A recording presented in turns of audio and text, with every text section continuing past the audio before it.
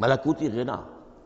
اسی لیے قرآن مجید کو اچھی سے اچھی آواز میں پڑھنے کی تاکید آئی ہے۔ زینوا القرآن باصواتکم، قرآن کو اپنی آوازوں سے مزین کرو۔ اسی طریقے سے من لم یتغن بالقرآن فلیس منا، جو قرآن مجید کو اچھی سے اچھے طریقے پر پڑھنے کی کوشش نہیں کرتا وہ ہم میں سے نہیں ہے۔ اسی طرح کے واقعات بھی ہوئے ہیں۔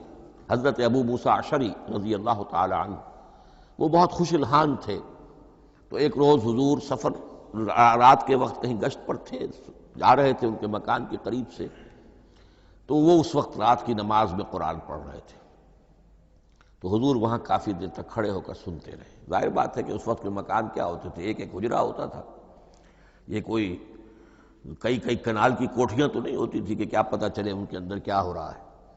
وہ تو حضرت ابو بکر کے مکان کے پاس سے گزرتے تھے تو ان کی تلاوت سنتے تھے، حضرت عمر کے مکان کے قریب سے گزرے ان کی تلاوت سنی۔ حضرت عمر بلند آواز میں پڑھتے تھے، حضرت ابو بکر بڑی پست آواز میں پڑھتے تھے۔ حضور نے پوچھا کہ تم ایسا کیوں کرتے ہو؟ حضرت عمر نے کہا میں اس لیے کرتا ہوں، زور سے پڑھتا ہوں کہ شیطان بھاگ جائے۔ حضرت ابو بکر نے عرض کیا کہ میں اس لیے پڑھتا ہوں کہ جس کو میں سنا رہا ہوں وہ سنتا ہے، اس کو بلند آواز کی ضرورت نہیں۔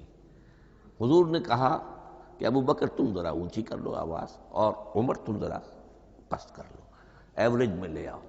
تو بہرحال یہ معاملہ حضور کا صحابہ کے ساتھ ہوتا تھا۔ تو ابو موسیٰ اشعری رضی اللہ تعالی عنہ کی جب قرأت آپ نے سنی تو اگلے روز جب ملاقات ہوئی فجر میں تو آپ نے تحسین فرمائی ان الفاظ میں، یا ابا موسیٰ انک قد اوتیت مزمارا من مزامیر آل داود، اے ابو موسیٰ تمہیں تو اللہ نے آل داؤد کے سازوں میں سے ایک ساز عطا کیا ہے، یعنی حضرت داؤد کے گلے میں جو ساز تھا، خوش الحانی تھی، ان کی آواز نہایت خوبصورت تھی۔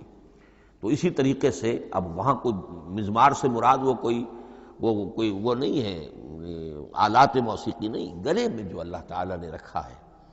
تو انک قد اوتیت مزمارا من مزامیر آل داود،